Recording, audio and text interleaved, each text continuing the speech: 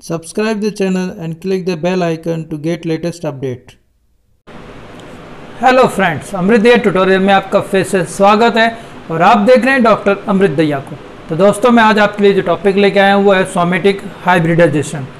तो जैसा कि आपको पता है कि सोमेटिक हाइब्रिडाइजेशन जो प्रोसेस है उसमें हमें स्टेप्स जो फॉलो करनी पड़ती है वो करनी पड़ती है। प्रोटोप्लास्ट जो होते हैं उनको हमें क्या करना पड़ता है, फ्यूज़ करना होता है। फाइनली हमें जो होता है सोमेटिक हाइब्रिड मिलता है। ठीक है, तो ये प्रोसीजर का जो ओवरव्यू है, बट हम पहले डिस्कस करते हैं कि आखिर में सोमेटिक हाइब्रिडाइजेशन का प्रोसेस का मतलब क्या है। जैसे कि यहाँ पर सोमेटिक है, मतलब सोमेटिक सेल्स को जब आप फ्यूज़ करवाओगे तो उससे जो हाइब्रिड बनेगा उस प्रोसेस को कहा जाएगा सोमेटिक हाइब्रिडाइजेशन। तो एनिमल्स के केस में ये अलग मेथड से होता है और प्लांट के केस में आपको ये कुछ अलग तरीके से देखने को मिलेगा। प्लांट्स में सेल वॉल रहती है तो उस वजह से क्या होता है, रेस्ट्रिक्शंस रहते हैं, आप डायरेक्ट फ्यूज नहीं कर सकते। तो आपको क्या करना पड़ेगा, सेल वॉल को रिमूव करना पड़ेगा और उससे आपको मिलता है प्रोटोप्लास्ट। तो इससे रिलेटेड वीडियो जो है मैंने आपको लिंक दे रखा है, आप देख सकते हैं उसमें प्रोटोप्लास्ट किस तरीके से बनाया जा सकता है और प्रोटोप्लास्ट फ्यूजन जो है उसमें भी मैंने आपको समझाया है। तो सोमेटिक हाइब्रिडाइजेशन को प्रोसेस को पढ़ने से पहले आपको वो दो वीडियो समझने होंगे। अगर आप प्रोटोप्लास्ट कल्चर नहीं भी देखते हैं तो भी आपको प्रोटोप्लास्ट फ्यूजन जो है वो तो आपको समझ में आना ही चाहिए कि आखिर में प्रोटोप्लास्ट फ्यूजन जो है वो होता है किस तरीके से। ओके, तो ये जब आप ये समझ जाओगे कि प्रोटोप्लास्ट फ्यूजन कैसे होता है, उसके बाद में आपको सोमेटिक हाइब्रिडाइजेशन की प्रोसेस जो होती है वो ईजी हो जाती है आपके लिए, क्योंकि मेन कॉन्सेप्ट, मेन जो टीडीएस प्रोसेस है उसके अंदर वो प्रोटोप्लास्ट फ्यूजन ही है। ठीक है, एंड नेक्स्ट स्टेप इसमें यह है कि आपको ये समझ में आना ज़रूरी है कि हम आखिर जो साइंटिस्ट हैं उन्होंने सोमेटिक हाइब्रिडाइजेशन की प्रोसेस को एडॉप्ट क्यों किया। आपको पता होगा कि हम जब डिफरेंट कैरेक्टर्स को जब मिक्स करते हैं, ठीक है, तो वो प्रोसेस कन्वेंशनल प्रोसेस जो थी हम यूज़ करते आ ही रहे थे, प्लांट ब्रीडिंग। ओके, तो प्लांट ब्रीडिंग में हम क्या करते थे कि डिफरेंट प्लांट्स रहते थे अच्छे कैरेक्टर्स वाले, उनको हम मिक्स कर देते थे। जैसे कि एक प्लांट जैसे कि कोई इंसेक्ट रेजिस्टेंट है और एक वल्नरेबल है, तो उसमें हम आपस में हमने क्रॉस करवाया, ठीक है, और उससे जो आपको हाइब्रिड मिलेगा उसके अंदर आपको जो रेजिस्टेंस की पावर डेवलप होती हुई मिलेगी। बट ये जो था सिर्फ उन्हीं के साथ पॉसिबल था जो कि या तो इंट्रा स्पेसिफिक थे, ठीक है, एक स्पीसीज के थे, या रिलेटेड स्पीसीज थे। ठीक है, मेरा पॉइंट आप देखना कि जो प्लांट ब्रीडिंग जो पॉसिबल थी कन्वेंशनल मेथड, वो किन के साथ पॉसिबल है। एक तो जो इंट्रा स्पेसिफिक मतलब एक ही स्पीसीज के मेंबर हो, या मतलब रिलेटेड स्पीसीज हो, ज़्यादा डिस्टेंस ना हो, ठीक है, उनके बीच में पॉसिबल था। बट जैसे ही डिस्टेंस बढ़ती है हम इंटर स्पेसिफिक होते हैं, इंटर जेनेरिक होते हैं, मतलब हम डिफरेंट जेनेरा में चले जाएं, हम डिफरेंट स्पीसीज में चले जाएं जो डिस्टेंस की है, तो उनके बीच में जो है जो प्लांट ब्रीडिंग है वो पॉसिबल नहीं है। ठीक है, क्योंकि उसमें जो है सेक्सुअल रिप्रोडक्शन वगैरह पॉसिबल नहीं हो पाता। कई सारे जो होते हैं इनकॉम्पेटिबल, जो आपको कॉम्पेटिबिलिटी के जो इश्यूज हैं वो आपको देखने को मिलते हैं। तो साइंटिस्ट को जब ये जब एंट्रेंस देखने को मिली तो उन्होंने देखा कि क्यों ना कुछ अदर प्रोसीजर फॉलो की जाए, एडॉप्ट की जाए। तो उसी का जो इन्वेंशन है सोमेटिक हाइब्रिडाइजेशन है, क्योंकि इसमें हमें जो सेक्सुअल रिप्रोडक्शन की रिक्वायरमेंट नहीं है, हमें सिर्फ दो प्लांट सेल है, दो प्लांट डिफरेंट स्पीसीज के जो प्लांट सेल है उन्हें हमें आइसोलेट करना है और उनको प्रोटोप्लास्ट में कन्वर्ट करना है और देन उनको फ्यूज करवा देना है। ठीक है, और उससे जो डेवलप हो जाएगा वो सोमेटिक हाइब्रिड हो जाएगा और उससे आप जो है प्लांट डेवलप कर सकते हैं मोस्ट ऑफ। ठीक है, तो ये जो है कॉन्सेप्ट है। ठीक है, इस वजह से हमें ये अडॉप्ट करना पड़ा, क्योंकि इसमें जो है जो कॉम्पेटिबिलिटी का इश्यू है वो हमें देखने को नहीं मिलता है। ठीक है, तो ये था वजह कि हमें सोमेटिक हाइब्रिडाइजेशन जो है हमने क्यों अडॉप्ट की। अब जो है आपको समझना है कि किया किस तरीके से जाता है। यहाँ पर तो इसका ओवरव्यू है कि हमने दो डिफरेंट प्रोटोप्लास्ट लिए, डिफरेंट स्पीसीज हो सकती है, डिफरेंट जेनेरिक हो सकते हैं, और उनके जो सेल्स थे उनमें हम एग्लूटिनेशन करवाए। जैसे कि हम प्रोटोप्लास्ट फ्यूजन में हम समझ ही चुके हैं कि हम जब केमिकल्स यूज करके इनका क्या कर देते हैं, फ्यूजन करवा देते हैं। फ्यूजन के बाद में जो है आपको हाइब्रिड देखने को मिलेगा, जो क्या होगा, यहाँ पर हेट्रोकैरियन होगा, क्योंकि यहाँ पर हम इंटर स्पेसिफिक या जो इंटर जेनेरिक यूज करते हैं, तो हेट्रोकैरियन आपको देखने को मिलेगा। और फर्दर जो है इस सेल्स का हम इस्तेमाल करते हुए पीटीसी करेंगे और पीटीसी करके हम इससे कैलस डेवलप कर लेंगे। कैलस को फिर हम डिफ्रेंशिएट करके इससे प्लांट रीजनरेशन के प्रोसेस के थ्रू हम जो है प्लांट बना सकते हैं।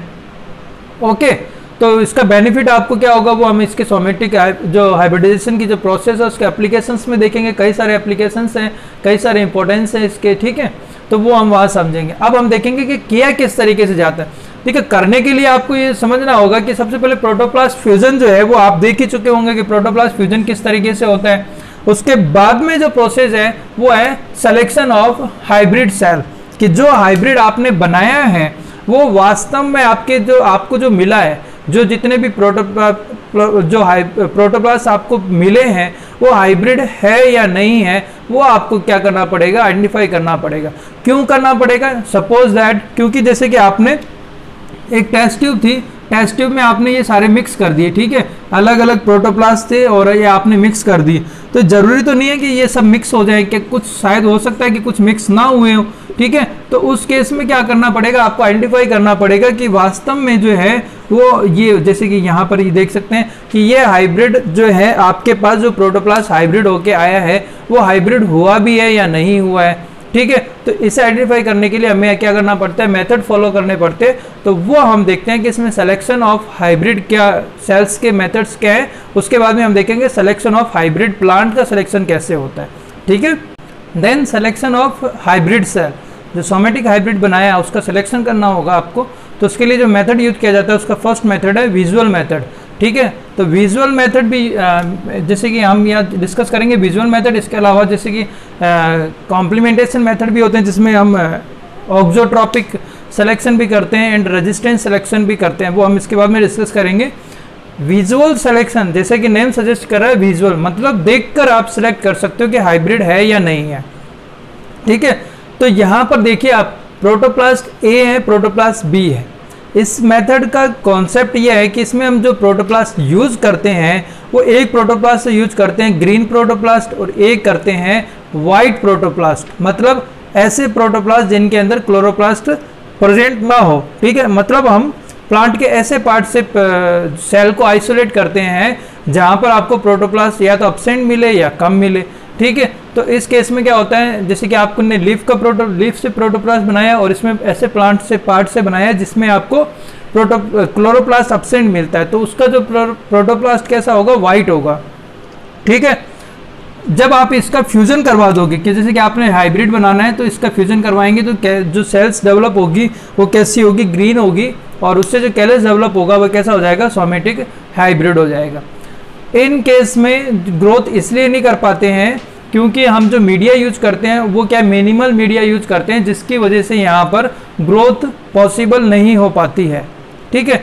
जब अगर मिनिमल मीडिया यूज किया जाता है तो उसमें हाइब्रिड तो ग्रोथ कर जाता है, बट अदर जो पेरेंट प्रोटोप्लास्ट थे वो डेवलप नहीं हो पाते। तो विजुअल मेथड के अंदर हम इस तरीके से आइसोलेट कर सकते हैं, ठीक है।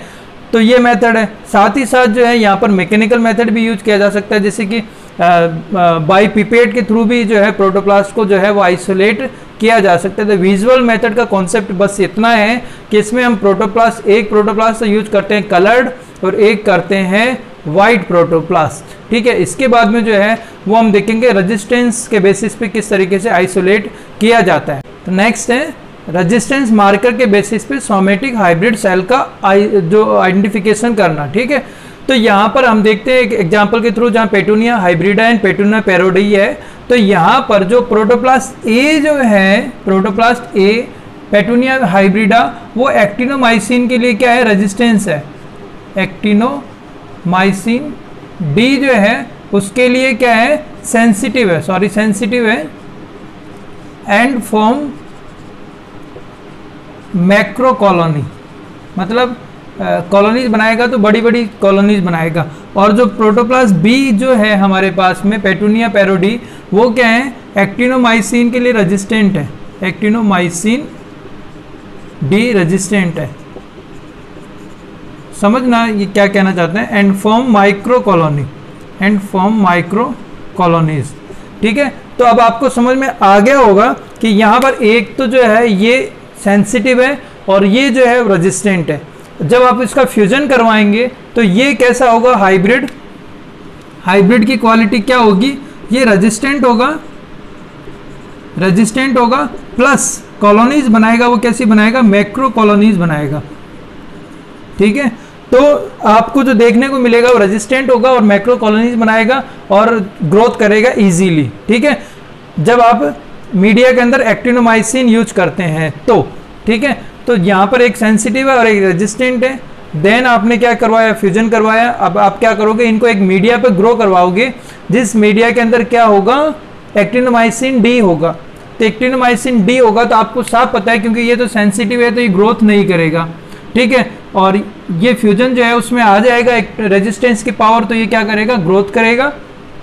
एंड प्रोटोप्लास्ट बी जो है उसमें रेजिस्टेंस पावर है। ठीक है, बट क्या बनाता है, स्मॉल कॉलोनीज बनाता है, क्योंकि ये क्या है, माइक्रो कॉलोनियर है। ठीक है, तो स्मॉल कॉलोनीज बनाता है। तो आप इजीली आइसोलेट कर सकते हो, आइडेंटिफाई कर सकते हो कि कौन सा जो है हाइब्रिड है और कौन सा नहीं है। तो रेजिस्टेंस मार्कर के बेसिस पे भी क्या किया जा सकता है, आइडेंटिफाई किया जा सकता है सोमेटिक हाइब्रिड सेल को। ठीक है, नेक्स्ट जो होगा वो हमारा होगा इसी का ही है, जिसमें हम ऑक्सोट्रोपिक मेथड के बेसिस पे जो हमें आइडेंटिफाई करते हैं ऑक्सोट्रोपिक म्यूटेंट। ऑक्सोट्रोपिक म्यूटेंट मीनिंग ऐसे म्यूटेंट जिनमें किसी पर्टिकुलर कंपाउंड की क्या है, रिक्वायरमेंट होगी, वो खुद जो है उसको नहीं बना सकते। ठीक है, तो ऑक्सोट्रोपिक म्यूटेंट का मतलब ऐसे म्यूटेंट से हैं जिन्हें मीडिया के अंदर किसी पर्टिकुलर स्पेसिफिक कंपाउंड की रिक्वायरमेंट होती है, वो उसे खुद नहीं बना सकते। तो ये जो एग्जांपल है, यहाँ पर जो म्यूटेंट है वो वजह है क्योंकि ये जो है वो नाइट्रेट रिडक्टेज एंजाइम होता है। नाइट्रेट रिडक्टेज एंजाइम जो है वो इसमें क्या होता है, एब्सेंट है। ठीक है, तो इससे जो है वो नाइट्रेट रिडक्टेज एंजाइम की रिक्वायरमेंट है, अदरवाइज जो है ये ग्रोथ नहीं करेगा। ठीक है, तो अब यहाँ पर क्या होगा कि प्रोटोप्लास्ट ए है एंड प्रोटोप्लास्ट बी है, इसमें जो है NR-NIA रिडक्ट जो है उसकी कमी है और इसमें NR-CNX टाइप है। इन दोनों का मतलब ये है कि इसमें तो है लैक ऑफ एपो एंजाइम की कमी है एंड इस वाले के अंदर लैक ऑफ मोलिब्डेनम कोफैक्टर की कमी है। बट जब आप इनका फ्यूजन करवाओगे तो ये जो आपको हाइब्रिड मिलेगा उसके अंदर क्या होंगे, दोनों कंपाउंड होंगे। तो ये जो है वो इजीली ग्रो कर सकता है जो मीडिया आप प्रोवाइड करोगे। ठीक है, मीनिंग ये है कि जो हाइब्रिड जो होगा वो क्या कर सकता है, जो नाइट्रेट है उसको कंज्यूम कर सकता है। भाई समझने की बात ये है कि हम यहाँ पर ऑक्सोट्रोपिक म्यूटेंट यूज कर रहे हैं, जिसका मतलब ये है कि हम उसे पर्टिकुलर कंपाउंड के लिए क्या बना देते हैं, म्यूटेंट बना देते हैं। तो वो अगर आप कंपाउंड उसे प्रोवाइड करोगे तो ही वो ग्रोथ करेगा, अदरवाइज वो नहीं करेगा। ठीक है, तो अब जो नाइट्रेट है वो मेन कंपाउंड है नाइट्रोजन सोर्स का। नाइट्रोजन सोर्स अगर प्लांट को मिलेगा नहीं तो ग्रोथ कैसे करेगा, और नाइट्रेट लेने के लिए उससे क्या चाहिए, नाइट्रेट रिडक्टेज, जो कि क्या है, दोनों में ही एब्सेंट है। ठीक है, बट इनका जो हाइब्रिड बनता है उसमें ये नाइट्रेट रिडक्टेज प्रेजेंट होता है, तो नाइट्रेट को इजीली क्या कर लेगा, कंज्यूम कर लेगा और ग्रोथ करेगा। बट ये जो है इनके अंदर नाइट्रेट रिडक्टेज है नहीं, तो ये क्या करेंगे, ग्रोथ नहीं करेंगे। तो इस तरीके से ऑक्सोट्रोपिक म्यूटेंट क्रिएट करके भी जो है वो आप क्या कर सकते हो, प्रोटोप्लास्ट जो है हाइब्रिड हुए हैं या नहीं हुए हैं उनका आप सिलेक्शन कर सकते हो। तो ये थे प्रोटोप्लास्ट सिलेक्शन के मेथड, जिसके अंदर हमने देखा कि किस प्रकार से प्रोटोप्लास्ट को हम जो है सिलेक्ट कर सकते हैं। As the basis of visual देखकर बेसिस पे आइसोलेट कर सकते हैं, रेजिस्टेंस के बेसिस पे कर सकते हैं, ऑक्सोट्रोपिक म्यूटेंट के बेसिस पे कर सकते हैं। तो सोमेटिक हाइब्रिडाइजेशन का सेकंड स्टेप कंप्लीट होता है। थर्ड स्टेप में हम देखेंगे कि सोमेटिक हाइब्रिड प्लांट को कैसे आइडेंटिफाई किया जा सकता है। अब है सोमेटिक जो हाइब्रिड बनाया है हमने, उस प्लांट का आइडेंटिफिकेशन करना। हम सोमेटिक सेल्स हाइब्रिड जो हुई थी उसका आइडेंटिफिकेशन कर चुके थे, उससे हमने प्लांट भी डेवलप कर लिया है। अब वो प्लांट जो है वो रियली में हाइब्रिड है या नहीं है, बाई मिस्टेक हो सकता है कि हमने कोई ऐसा सोमेटिक हाइब्रिड सेलेक्ट कर लिया हो जो हाइब्रिड हो ही ना। तो हमें इस स्टेप पे भी देखना पड़ता है कि सोमेटिक हाइब्रिड जो है वो रियली में है या नहीं है, या कौन सा हाइब्रिड जो है वो वहाँ है।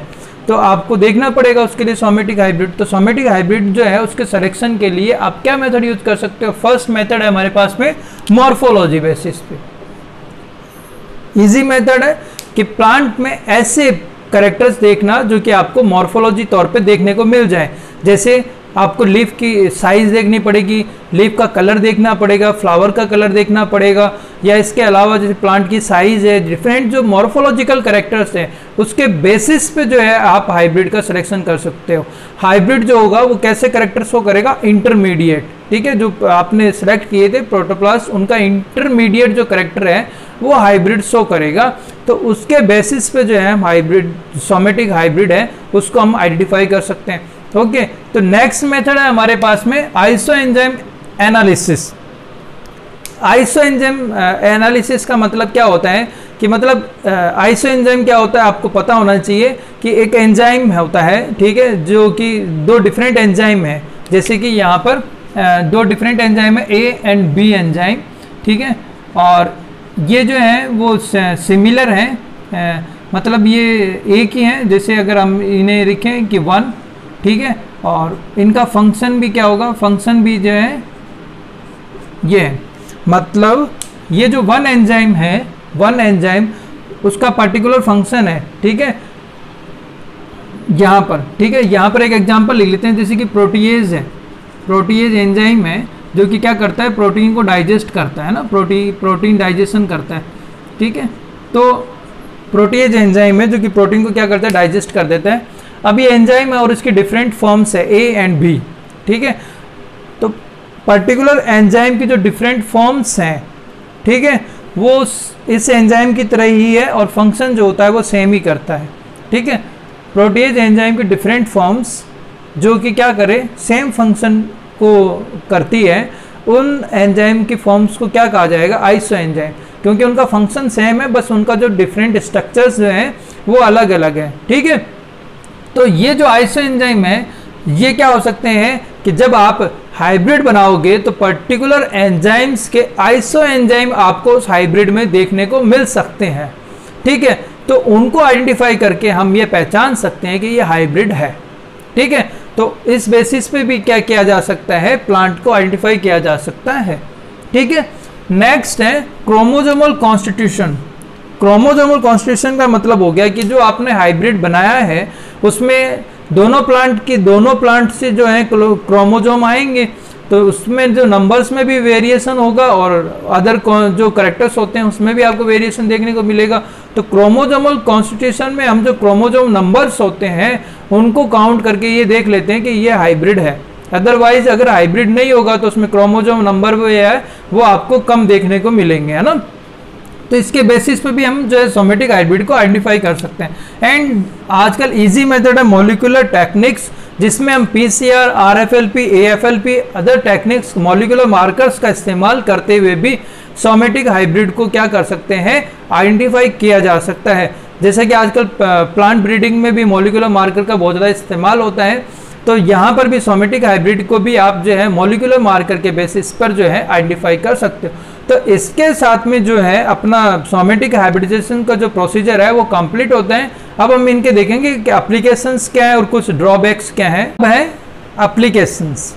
सोमेटिक हाइब्रिड जो आपने बनाया है वो उसका एप्लीकेशन क्या है, जैसा कि आपको मैंने जो स्टार्टिंग में बता दिया था कि हमारा सोमेटिक हाइब्रिड बनाने का ऑब्जेक्टिव ये है कि हम जो है एक तो सेक्सुअल जो हिंड्रेंस है या जो सेक्सुअल जो इनकॉम्पेटिबिलिटी है उसको हम ओवरकम कर सकें, ठीक है। तो वो तो हमारा सबसे बड़ा ऑब्जेक्टिव इसमें है ही कि जो हिंड्रेंस थी सेक्सुअली इनकॉम्पेटिबिलिटी की वो हमने इसमें रिमूव कर दिया है, ओवरकम कर लिया है उससे। साथ ही साथ जो होता है कि जैसे कि प्लांट ब्रीडिंग में हम यही चाहते हैं कि जो डिफरेंट कैरेक्टर्स हैं उन्हें हम एक प्लांट में मिक्स कर सकें, बेटर जो है जनरेशन हम गेन कर सकें, तो वही यहाँ भी अप्लाई होते हैं। जैसे कि आपको दिख रहा है कि डिजीज रेजिस्टेंस बनाना कि एक डिफरेंट प्लांट के प्रोटोप्लास्ट दिए, एक जो है डिजीज के लिए वल्नरेबल है और एक जो है डिजीज रेजिस्टेंट है। अगर आप उनका जो है हाइब्रिडाइजेशन करोगे, सोमेटिक हाइब्रिड बनाओगे, तो उसमें क्या होगा, हाइब्रिड के अंदर ऑब्वियसली रेजिस्टेंस पावर होगी। तो डिजीज रेजिस्टेंस बनाया जा सकता है, आपके लिए भी ईजी है, समझना ईजी है। एनवायरमेंटल टॉलरेंस एक जो है ड्रॉट रेजिस्टेंस है, या ये कह सकते हैं एक इंसेक्ट रेजिस्टेंस है, या सॉरी इन्वायरमेंट में तो नहीं काउंट करेंगे, एक ड्रॉट रेजिस्टेंस है, एक जो है अदर जो फैक्टर्स देख सकते हैं टेम्परेचर रेजिस्टेंस हो ऐसे। तो ये जो एनवायरमेंटल रेजिस्टेंस है वो भी हम जो है इसके थ्रू डेवलप कर सकते हैं। साइटोप्लाज्मिक मेल स्टेरिलिटी को भी हम क्या कर सकते हैं, ट्रांसफर कर सकते हैं सोमेटिक हाइब्रिड के अंदर, जो कि सेक्सुअली पॉसिबल नहीं होता है। बेस्ट कैरेक्टर मीनिंग एक प्लांट जो डिफरेंट प्लांट स्पीसीज हैं उनमें डिफरेंट कैरेक्टर्स हैं जो कि अच्छे हैं, उन्हें आप एक ही प्लांट में जो है ट्रांसफ़र कर सकते हो उसके थ्रू। साइंटिफिक स्टडी मतलब ये है कि भाई आप प्रोटोप्लास्ट लेवल पे वर्क कर रहे हो, कैलस डेवलप कर रहे हो, तो जो हम लैब के अंदर जो है मॉडिफिकेशंस करके उनके इफेक्ट देख सकते हैं कि जो हाइब्रिड होगा वो कैसा होगा। तो साइंटिफिक स्टडी में भी ये यूज़फुल है। नेक्स्ट है साइटोप्लाज्मिक जीन फंक्शन।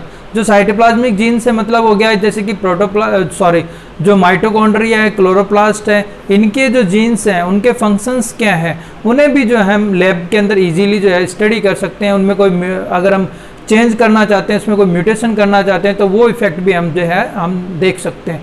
तो ये जो है सोमेटिक हाइब्रिडाइजेशन के एप्लीकेशंस हैं जिनको हम यूज कर सकते हैं। इसके बाद में हम इनमें कुछ ड्रॉबैक्स देख लेते हैं कि सोमेटिक हाइब्रिडाइजेशन के ड्रॉबैक्स क्या है। ओके, इस पे डिस्कस कर लेते हैं कि लिमिटेशंस क्या क्या है सोमेटिक हाइब्रिडाइजेशन की।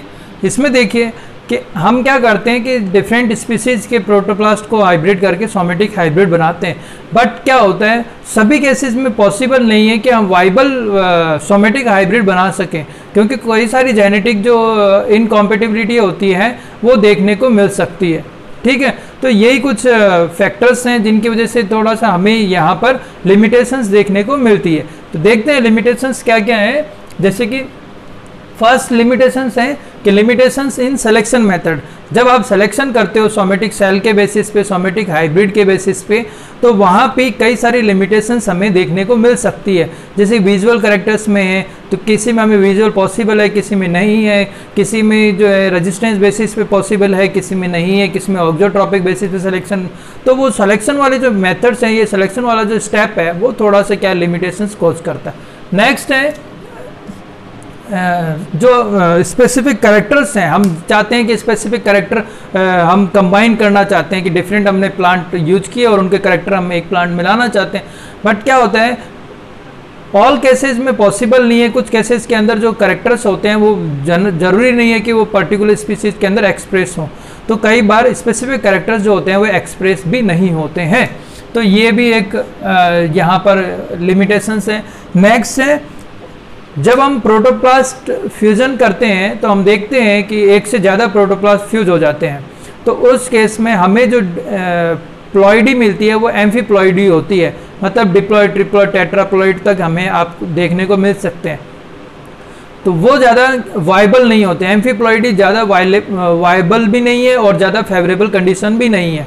तो ऐसे केस में ज़्यादातर जो सोमेटिक हाइब्रिड जो होते हैं वो फेवर किया जाता है कि हम हैप्लॉइड प्रोटोप्लास्ट को लेकर जो है सोमेटिक हाइब्रिड की प्रोसेस को स्टार्ट करें, तो वो ज़्यादा अच्छा रहता है। तो इसलिए हमें ज़रूरी होता है कि जब हम पीटीसी कर रहे होते हैं तो हम हैप्लॉइड कल्चर डेवलप करें, और हैप्लॉइड कल्चर डेवलप करके हम उनका जो है वो प्रोटोप्लास्ट डेवलप करके उनको सोमेटिक हाइब्रिड में बनाएं, तो वो ज़्यादा फेवरेबल है क्योंकि उसमें डिप्लॉइड कंडीशंस होगी और वो ज़्यादा फेवरेबल कंडीशन होगी।